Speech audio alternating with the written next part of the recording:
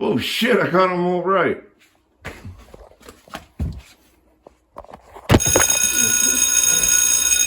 Welcome to TGYS. My name's Greg. And I'm Christy. So we're going to get right into college football today. It sounds like the Beavers won yesterday, right? Good job, Beavs. They are now the Pac-2 champions for this year. They beat the Washington State Cougars. Sad, but true. And that's final. And did the Huskies play? I don't think they did. Okay, so the Huskies beat UCLA last week. The University of Wieners didn't play last week. Okay, perfect. No, this week. This week. Okay. So 2 weeks ago.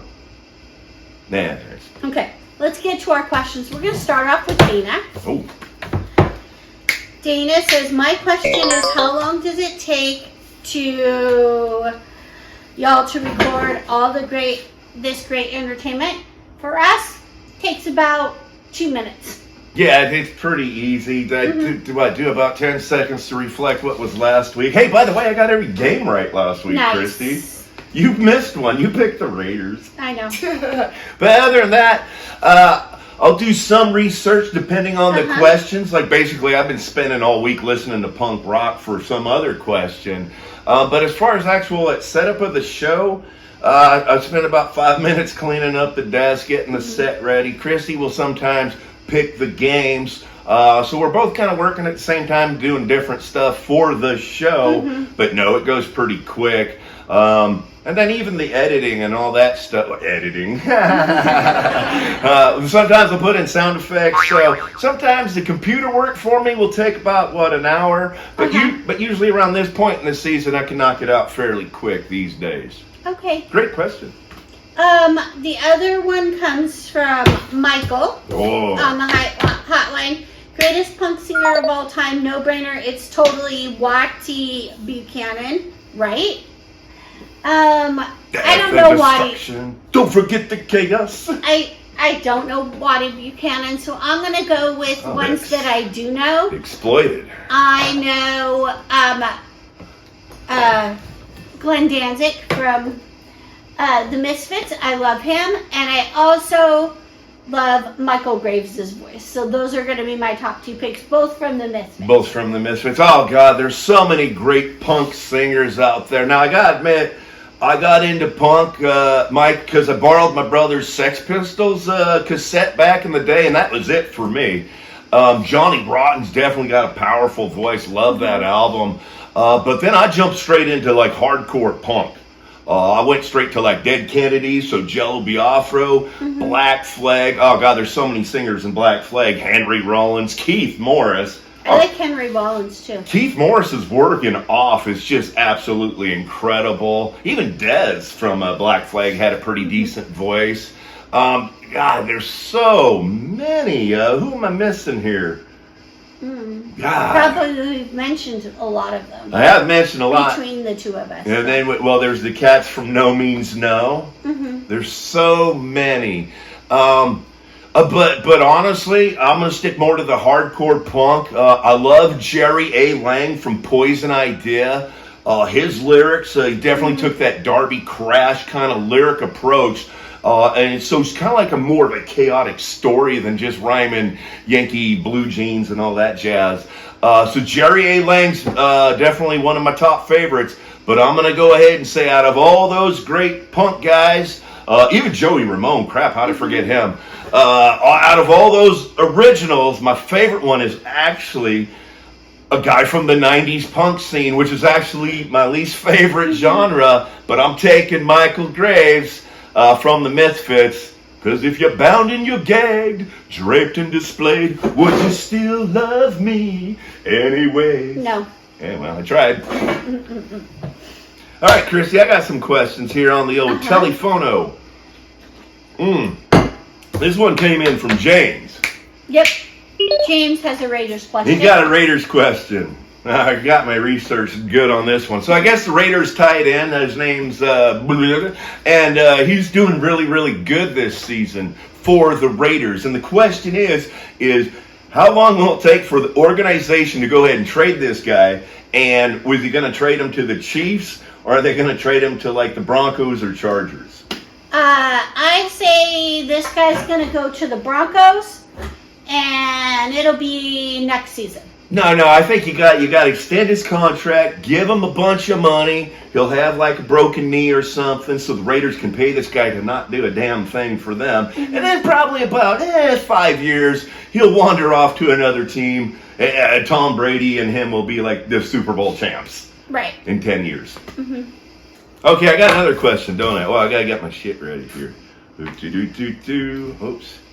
Okay, oops, wrong guy.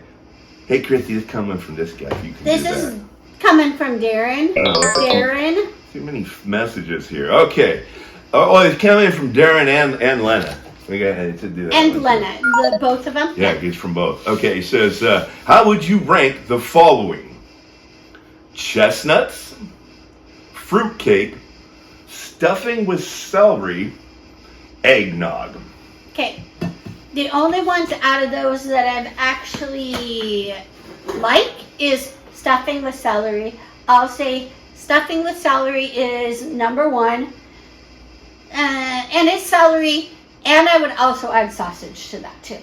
Or maybe some oysters, because that's always good also. So, yep. So I would add, so that would be number one, and the other 3 are ranked 0, 0, and 0. You don't like eggnog? No. You ever have some with some booze in it? Yeah, and I don't like it. Oh, blasphemy. I'm taking eggnog number one with a big shot of alcohol. Mm-hmm. Stuffing with celery is good.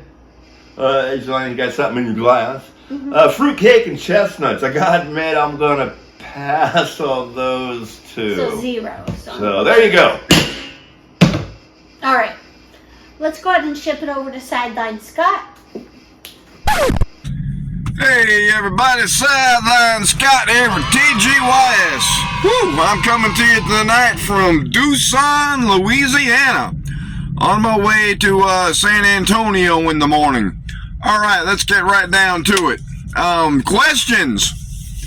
Dana had a question. She wants to know how much work it takes to put together all this TGYS. I can't speak for Greg and Christy, but I can tell you on my end.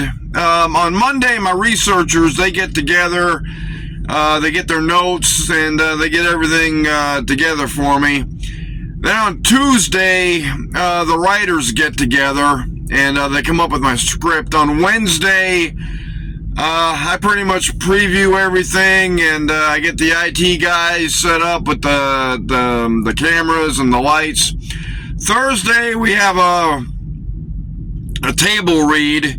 Make sure we get everything down right. Friday, we got morning rehearsal, evening rehearsal, and then Saturday, we go live. So it's quite a bit of work, but who doesn't love TGYS? It's worth every second we do it. Michael had a question.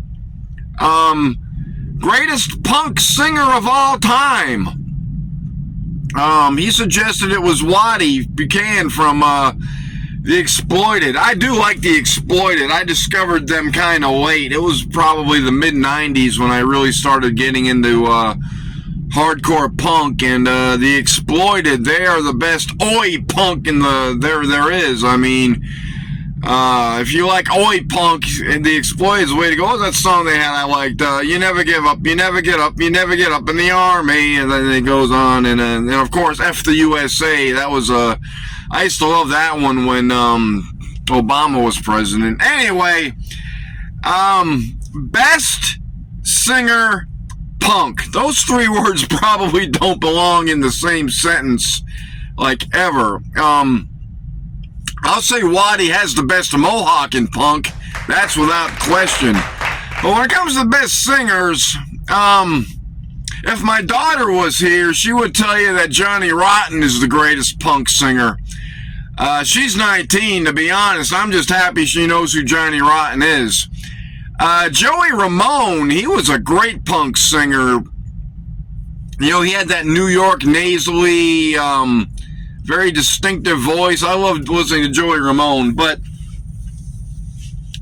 I'm going to be honest. My opinion only. Greatest punk singer, hands down, without a doubt, I got to give it to Glenn Danzig. I mean, that baritone voice with the Misfits, Saheim, his solo stuff. I mean, Glenn Danzig, to me, is the greatest punk singer. So, hey, Whitey's great. Joey Ramone's great. Johnny Rotten is Johnny Rotten. Who else? There was a female punk singer in a band called The Goops. They were from New York. I don't remember her name, but if you want to check out some good New York punk, the name of the band is The Goops. Goops. Great band, great singer. Should remind you of Blondie a little bit. All right, let's get to football. Florida State Seminoles. They put an ass whooping on Charleston Southern, whoever. They have some middle school team. After that debacle at Notre Dame, FSU had mass firings. They fired a whole bunch of people. So they got their second victory of the season. They won 41-7. Can this momentum carry on next week when we play the Gators? We'll see. We'll see. Mom, your Michigan Wolverines, they played somebody called Northern or Northwestern or something. Totally destroyed them. Michigan went up 6-5 today. And next week they got the big game with Ohio State. That's Florida Gators and Florida Seminoles, Michigan and Ohio. Hey, those are the big games. But Michigan is already 6-5. They're bowl eligible. So win or lose next week against Ohio, Michigan has a bowl game. Arkansas Razorbacks, they played Louisiana Tech 35-14, I think the score was. Arkansas is also bowl eligible, so good for them. The only other thing I got is Navy. They showed their uniforms they're going to wear for the Army-Navy game, and they're dressed like pirates. They got their helmets have the Jolly Roger skull and crossbone, and they got this like pirate uniform going on. So I'm still going to root for Army, but Navy's got some pretty cool uniforms this year for the Army-Navy game. All right, NFL. Oh, my God, who watched that Chiefs game last weekend? Me, my mom, and my dad, we were sitting there watching the game. Mahomes looked like crap. The Bills manhandled them. I was like, that was a good game to watch. So the Chiefs finally went down. Congrats to the Bills. Unfortunately, KC, they got a bye week. They're going down to Carolina to play the Panthers. So that's KC. They're probably looking for payback. So, hey, the Lions are they're going to be going to Indianapolis to play the Colts. I don't think that's going to be a very tough road for them. I think they can handle the Colts pretty good. But I'm looking forward to that Thanksgiving Day game with the Lions and the Bears. I might be on the road. Thank you to my company, but I'll have it on the radio because Sirius XM satellite radio is free this week, so I'll definitely be able to get the Lions game on Thanksgiving. Hopefully I'll be home Friday or Saturday. What else going on in the NFL? I can't really think of anything. I think the Texans and the Titans are playing. The score might be 0-0 in double overtime. That's really about it for me this week. Thanksgiving is coming up, so everybody get them birds, get your sides, get your fixins, and have a good Thanksgiving, and we'll see you for that Lions and Bears game. Greg, Christy, back to you. Welcome back to TGYS. Thank you for that riveting report, Sideline Scott. You had a lot to say on the punk music scene, and a lot of your picks were great, and thank you for answering all the questions that we had also. Let's go ahead and get right into the Hey, Christy, what's this thing? big board. So on some of these today, you're going to need, if you were readers, you're going to need them because some of them are very small.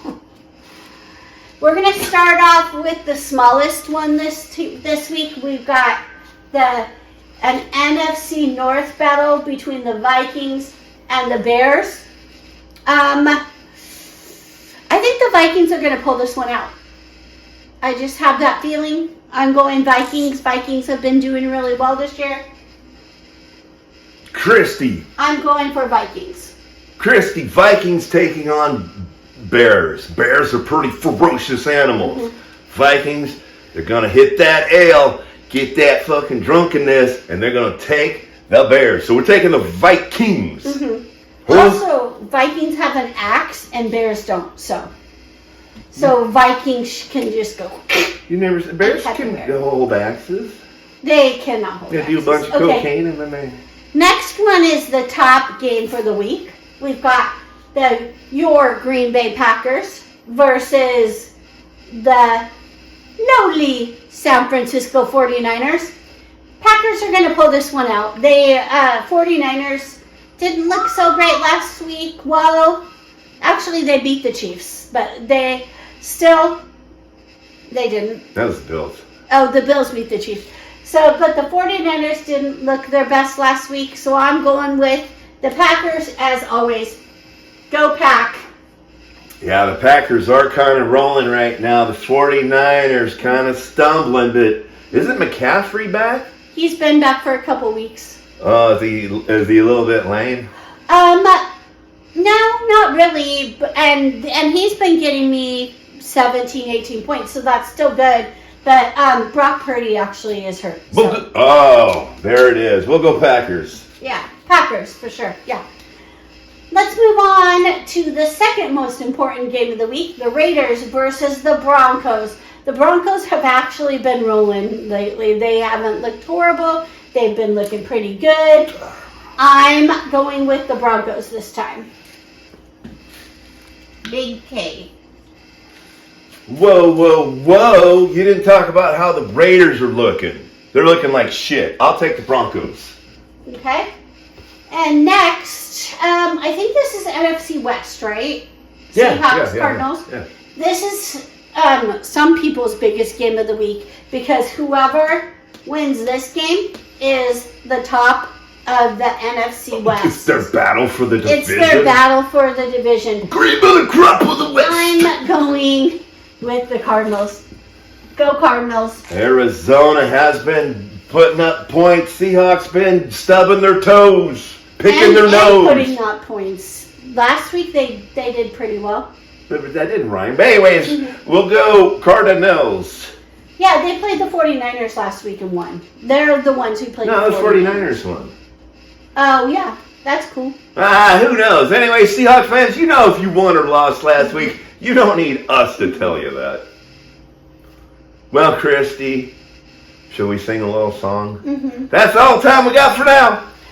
See you later. Deuces. May all your teams Lose, except for the Packers and Raiders. Go Pack. Toodles. Beat those 49ers.